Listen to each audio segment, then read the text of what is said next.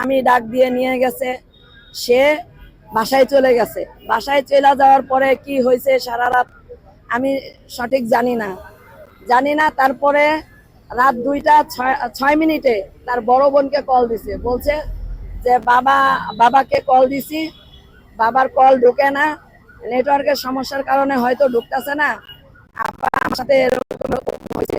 ও call দিছে, পরে আমার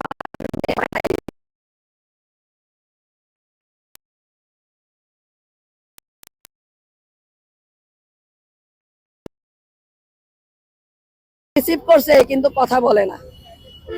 কল দিছ, কি হয়েছে আমাকে বলো, কি হয়েছে, কথা বলো, সে কথা বলে না। কথা না বলার কারণে আমার মেয়ে কি করছে, এই কল কেটে মেসেজ দিছে যে কি হয়েছে, কল দিলাম কথা বললি না, এরকম এরকম আমার উপরে অনেক টর্চার, আমার গায়ে হাত তুলছে, 2 দিন যাবত আমার সাথে অনেক কিছু হইতাছে, আমি তোদেরকে জানাই নাই। 2 দিন ধরে আমার উপরে টর্চার হইতাছে, মানসিক শারীরিক টর্চার করতেছে আমাকে। আজকে রাইতে বিছনা থেকে ফালাইয়া দিছে, ঘর থেকে যখন ঘর থেকে বের করে দিচ্ছে আমার শ্বশুরকে এরকম আমাকে ঘর থেকে বের করে দিচ্ছে। আর আমার সাথে অশৃঙ্খলভাবে গালাগালি, মানে খুব খারাপ ভাষায় খুব গালাগালি করছে। গালাগালি করার পরে মা বাপ তিলা গালাগালি করছে, তো ও পাল্টা জবাব দিছে। জবাব দেওয়ার কারণে পরে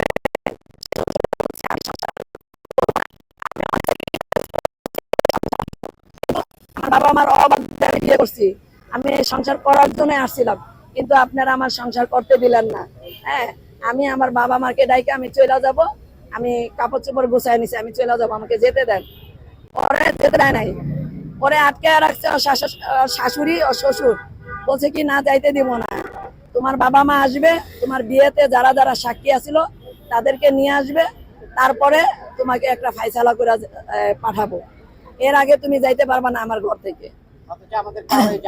অথচ সেটা যদি আমার মেয়েকে বলা হয়, এটা হয়েছে ছেলের মায়ের কথা, যে আমরা এই কথা বলে ওরে আটকাইছি।